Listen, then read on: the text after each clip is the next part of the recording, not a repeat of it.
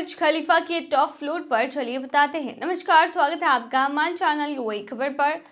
अगर आपने अभी तक अरब टाइम्स ऐप को डाउनलोड नहीं किया है तो फटाफट डाउनलोड कर लीजिए। डाउनलोड करने के लिए आपको ज्यादा कुछ नहीं करना है, बल्कि जाना है प्ले स्टोर पर, सर्च करना है अरब टाइम्स ऐप। वहां पर आपको ऐप दिख जाएगा, आप उसे डाउनलोड कर सकते हैं, तो डाउनलोड नाउ। दुबई दुनिया के खूबसूरत शहरों में गिना जाता है। दुबई में दुनिया की तमाम लग्जरी चीजें मौजूद है और दुबई में मौजूद है दुनिया की सबसे ऊंची बिल्डिंग बुर्ज खलीफा। साल 2009 में बनी बुर्ज खलीफा दुनिया की सबसे ऊंची इमारत है। इसकी लंबाई 820 मीटर है और इसमें 163 मंजिलें हैं। Swimming, gym, mall, office, cinema सब कुछ इस इमारत में मौजूद है। जरा सोचिए, 820 मीटर ऊंची इमारत के टॉप फ्लोर पर कोई जाता होगा तो कैसा नजारा उसे देखने को मिलता होगा। लेकिन आपको बता दें कि बुर्ज खलीफा के सबसे टॉप फ्लोर पर जाना आम पब्लिक के लिए अलाउड ही नहीं है। तो चलिए आपको बताते हैं कि आखिर ऐसा क्या है बुर्ज खलीफा के टॉप फ्लोर पर कि वहां पर कोई भी आम पब्लिक नहीं जा सकती है। तो देखिए, कोई भी दुबई जाता है तो वो बुर्ज खलीफा इमारत को देखे बिना बिल्कुल नहीं लौटता है। कई लोग तो सिर्फ इस इमारत को देखने के लिए दुबई जाते हैं। 163 मंजिला इस इमारत में दुनिया की सभी बेहतरीन सुविधाएं मौजूद है। जो लोग यहाँ रहते हैं या फिर इस इमारत में घूमने जाते हैं, उन्हें इस बिल्डिंग के टॉप फ्लोर पर जाने की इजाजत नहीं होती। दरअसल यह किसी खुफिया वजह से नहीं होता, बल्कि बिल्डिंग के टॉप फ्लोर पर बड़े कॉर्पोरेट ऑफिस है, इसलिए वहां सिर्फ उन ऑफिस से जुड़े हुए लोगों को ही जाने की अनुमति होती है। इसके साथ ही बिल्डिंग के टॉप फ्लोर पर सेलिब्रिटीज का शूट भी होता रहता है।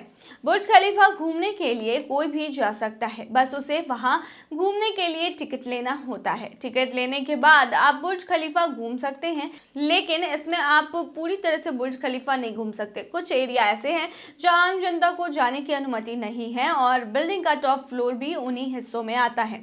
लेकिन अगर आप वहां जाना चाहते हैं तो आप उसके लिए परमिशन ले सकते हैं अथॉरिटी से, लेकिन सामान्य तौर पर आम टूरिस्टों को इसकी परमिशन नहीं मिलती है।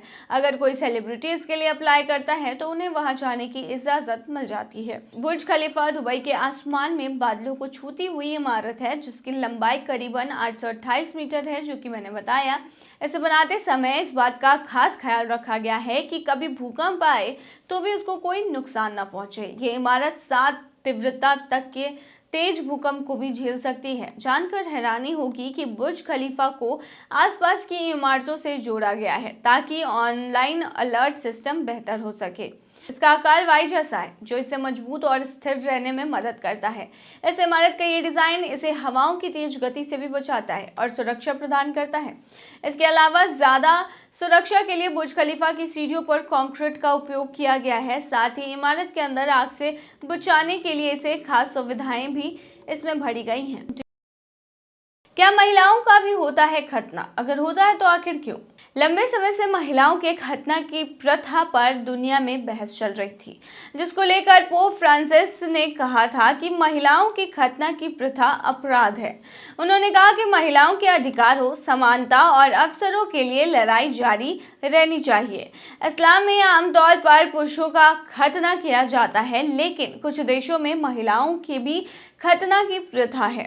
अंग्रेजी में इसे फीमेल जेनिटल म्यूटिलेशन यानी कि FGM कहा जाता है। रिपोर्ट्स के मुताबिक रूढ़िवादी मुस्लिमों में खतना के बाद महिलाओं को शुद्ध या शादी के लिए तैयार माना जाता है। कुछ देशों में महिलाओं का खतना प्रतिबंधित है, वहीं कुछ देशों में आज भी हो रहा है। BCC की एक रिपोर्ट बताती है कि भारत में बोहरा समुदाय के मुस्लिमों में महिलाओं का खतना किया जाता है। मिस्र ने साल 2008 में महिलाओं का खतना प्रतिबंधित कर दिया था, लेकिन आज भी वहां इस तरह के मामले दुनिया में सबसे ज्यादा देखने को मिले हैं। बहरीन से वापस लौटते वक्त पोप फ्रांसिस ने महिलाओं के अधिकारों से जुड़े एक सवाल के जवाब में इस दर्दनाक प्रथा का जिक्र किया था। पोप ने कहा कि क्या आज हम दुनिया में युवतियों के साथ इस त्रासदी को नहीं रोक सकते? ये भयानक है कि आज भी यह प्रथा अस्तित्व में है, जिसे मानवता रोक नहीं पा रही है। यह एक अपराध है। संयुक्त राष्ट्र के अनुसार FGM अफ्रीका और मिडिल ईस्ट के करीब 30 देशों में केंद्रित है, लेकिन दूसरी जगहों पर अप्रवासी आबादी भी इस प्रथा का पालन करती है। यूएन का कहना है कि 2022 में 40 लाख से अधिक लड़कियों पर एफजीएम से गुजरने का खतरा मंडरा रहा था। महिलाओं का खतना रूढ़िवादियों की एक बेहद दर्दनाक प्रक्रिया होती है। इसमें महिलाओं के जननांगों को विकृत कर दिया जाता है। इससे महिलाओं के बाहरी गुप्तांग को किसी धारदार चीज से काटकर अलग कर दिया जाता है। दुनिया के कई देश इसका विरोध करते हैं और वैश्विक नेता इसे 2030 तक पूरी तरह से खत्म करने का वादा करते हैं। लेकिन सच्चाई ये है कि पश्चिमी देशों में भी बड़ी संख्या में लड़कियों को इस दर्द से गुजरना पड़ता है। यूएन ने बताया है कि मानवाधिकारों का उल्लंघन संयुक्त राष्ट्र इस कुप्रथा को मानवाधिकारों का उल्लंघन करार दे चुका है। इसे रोकने और इस बारे में जागरूकता बढ़ाने के लिए 6 फरवरी को international day of zero tolerance for FGM मनाया जाता है। विश्व स्वास्थ्य संगठन कहता है कि किसी भी मेडिकल कारण के बिना महिलाओं के गुप्तांगों को नुकसान पहुंचाने वाली प्रक्रिया एफजीएम की कैटेगरी में आती है। इस प्रक्रिया में नवजात बच्चियों से लेकर 15 साल की लड़कियां शामिल होती है।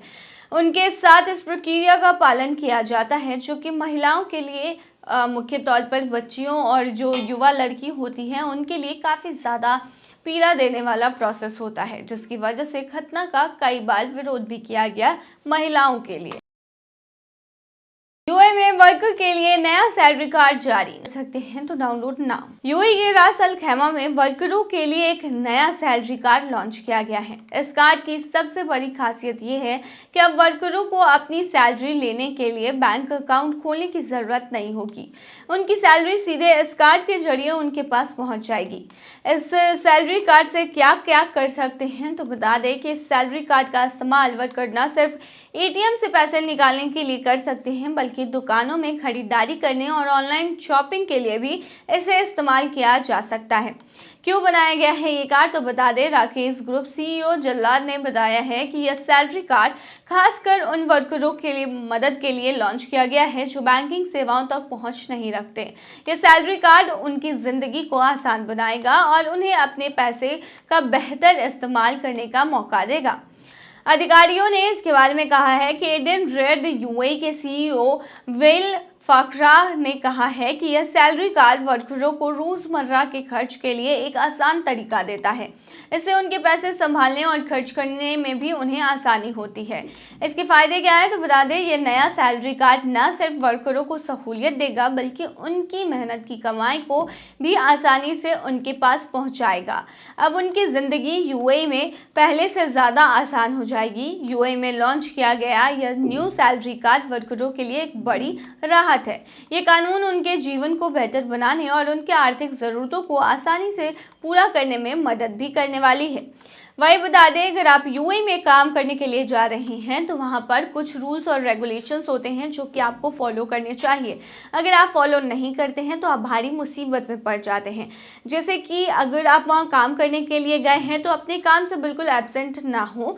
अगर एब्सेंट हो भी रहे तो अपनी नियोक्ता को जानकारी दे दें इसके बारे में, यानी एम्प्लॉयर को बता दें। अगर काफ़ी दिन के लिए आप गायब हो रहे हो और एम्प्लॉयर को नहीं बताएंगे तो फिर आपको भगौड़ा करार दे दिया जाएगा और ऐसे में फिर आपको आपके काम से एब्सेंट कर दिया जाएगा और आपके खिलाफ कार्रवाई की जाएगी, जिसके बाद आपको पकड़ के जेल में डाला जा सकता है। आपके ऊपर जुर्माना लगाया जाएगा, साथ ही आपको डिपोर्ट कर दिया जाएगा और डिपोर्ट होने के बाद आपके ऊपर बैन भी लग जाएगा कुछ सालों के लिए। तो ऐसा बिल्कुल भी नहीं करें।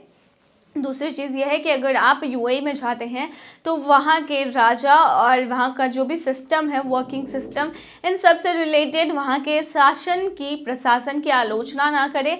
हालांकि ज़रूरत भी नहीं पड़ेगी क्योंकि वहाँ पर सब कुछ बढ़िया होता है, लेकिन आलोचना ना करें। अगर ऐसा करते हुए पाए जाते हैं तो भी आप मुसीबत में पड़ सकते हैं।